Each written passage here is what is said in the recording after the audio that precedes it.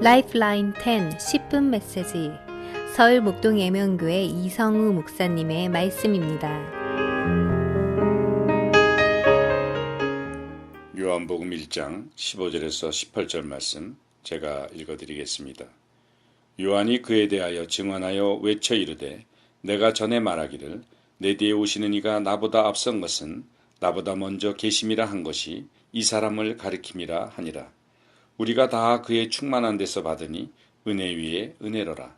율법은 모세로 말미암아 주어진 것이요 은혜와 진리는 예수 그리스도로 말미암아 온 것이라. 본래 하나님을 본 사람이 없으되 아버지 품속에 있는 독생하신 하나님이 나타내셨느니라. 아멘. 저는 오늘 이 말씀을 중심으로 예수님의 위상에 대해서 좀 생각해 보고자 합니다. 첫째로 예수님은 요한보다 앞선 분이시다. 요한은 선지자였습니다.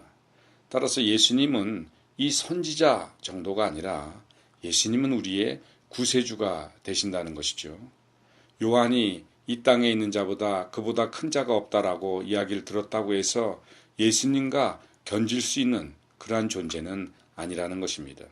선지자의 임무는 주님의 말씀을 듣고 그 복음을 듣고 예수님께로 나아갈 수 있도록 그렇게 인도하는 자, 그 자가 선지자입니다. 그것이 선지자의 임무입니다. 그 이상도 그 이하도 아닙니다. 선지자가 신의 자리에 앉을 수는 없는 것입니다. 그러나 이단들의 행태를 보게 되면 바로 자기가 선지자 역할을 하면서 자기가 주님의 자리에 앉으려고 그래요. 그래서 사람들로 하여금 자신에게 맹종하게 만듭니다. 우리는 선지자 역할을 하되 어떻게든지 복음으로 주님께로 나아가서 주님을 섬기고 주님께 복종하는 그러한 자들로 만들어야 하는 것입니다. 그런데 이단에 속한 그런 많은 경우를 보게 되면 사람들로 하여금 주님을 섬기는 것이 아니라 자신을 섬기고 또한 자신의 위세에 이용하려 드는 것을 많이 보게 됩니다. 이단의 특징을 보게 되면 특징 중에 가장 두드러진 것은 하나님이 내게 그러시는데 하는 그런 용어를 많이 쓴다는 것입니다. 소위 하나님과 직통한다는 것입니다. 하나님과 직통한다 하니까 많은 사람들이 그곳에 맹종하고 따라다니는 경우를 보게 돼요. 나도 하나님의 음성을 듣고 싶고 하나님을 잘 섬기고 싶습니다. 그런데 나는 하나님의 음성을 못 듣는다는 얘기죠. 근데 어떤 사람이 하나님의 음성을 대신 들어주고 하나님이 이렇게 말씀하십니다. 그럴 때 사람들은 거기에 그냥 따라가는 거예요. 거기에 맹종하고 마는 거예요. 만약에 하나님께서 어떤 사람을 이렇게 저렇게 쓰시고 싶으시다면 어떤 방법이든지 그 본인에게 하나님께서는 알려주실 것입니다. 그런데 그렇게 하나님께 열정은 있으나 자신은 부족하다라고 생각하는 사람들을 그 심리를 이용해서 하나님이 내게 말씀하셨다 하는 식으로 그 사람을 나중에 궁극적으로 하나님께로 인도하는 것이 아니라 자신에게 맹종하는 것이 바로 이단들의 특징이기도 합니다. 이것은 바로 잘못된 선지자 역할을 하는 사람들의 모습입니다. 예수님은 선지자 정도가 아니라 우리의 구세주십니다. 예수님은 우리의 구세주이시자 신이시라는 것을 우리는 알아야 합니다. 두 번째로 예수님은 모세보다 우월하신 분이십니다. 거기 17절에 보게 되면 율법은 모세로 말미암아 주어진 것이요 은혜와 진리는 예수 그리스도로 말미암아 온 것이라 말씀하고 있습니다. 율법은 몽학 선생이죠. 그래서 율법은 우리로 하여금 죄를 깨닫게 합니다. 따라서 율법은 선한 것이고 우리에게 참으로 필요한 것입니다. 그러나 그 율법이 우리로 하여금 그 율법을 지키게 하지는 못합니다. 죄를 깨닫긴 하지만 그 율법 자체가 우리로 하여금 율법을 지킬 수 있는 그런 능력을 주지는 못한다는 것입니다. 그러나 예수님께서는 은혜로 말미암아 우리를 그 율법에 순종하고 율법을 따르고 결국은 그것이 우리의 복된 삶으로 연결질 수 있도록 은혜를 베풀어 주시는 분이시라는 것입니다. 예수님의 십자가 은총이 무엇입니까?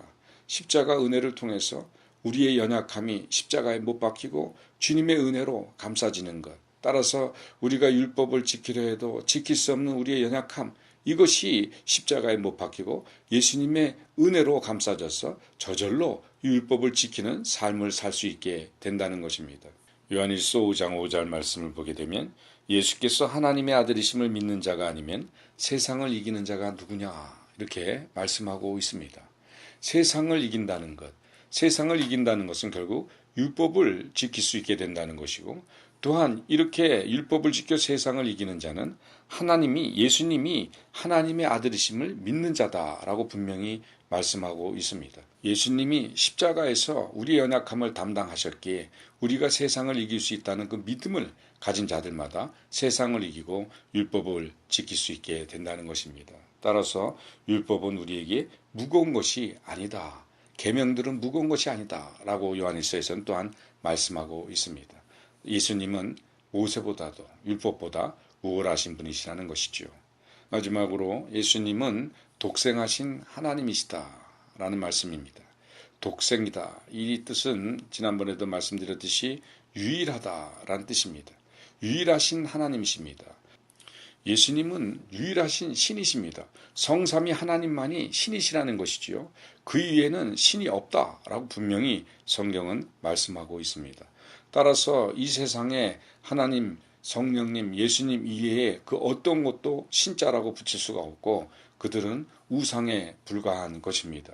그런데 우리 많은 사람들이 거기다가 귀신, 신자를 붙여놓고 그들을 섬기려 하고 사단을 쫓아가는 그런 어리석음을 범하고 있습니다.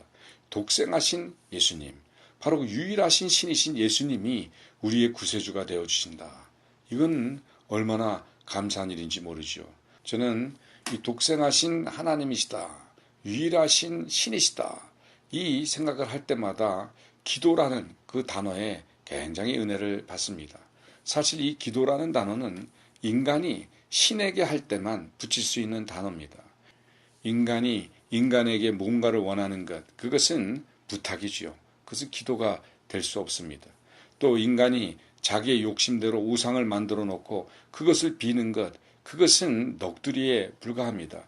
그것을 기도라고 할 수 없는 것입니다. 기도란 인간이 신에게 할 때만 그것을 기도라 할 수 있는 것이고 우리의 유일하신 신이 되신 성삼위 하나님께서는 기꺼이 우리의 기도를 들으시고 또한 하나님이시기에 그 기도가 하나님 뜻에 맞을 때 얼마든지 어떤 것이든지 전능한 그 능력으로 응답해 주시는 하나님이시라는 것입니다. 따라서 우리가 이 기도라는 것, 이 기도를 할 수 있다, 참 기도를 할 수 있다, 이것은 얼마나 큰 은총입니까?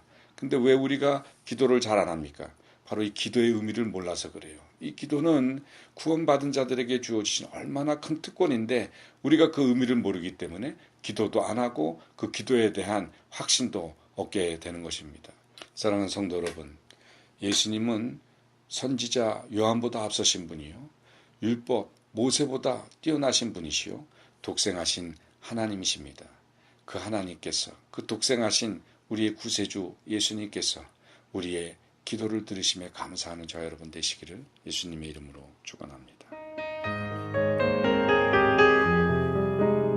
지금까지 서울 목동예명교회 이성우 목사님의 말씀이었습니다.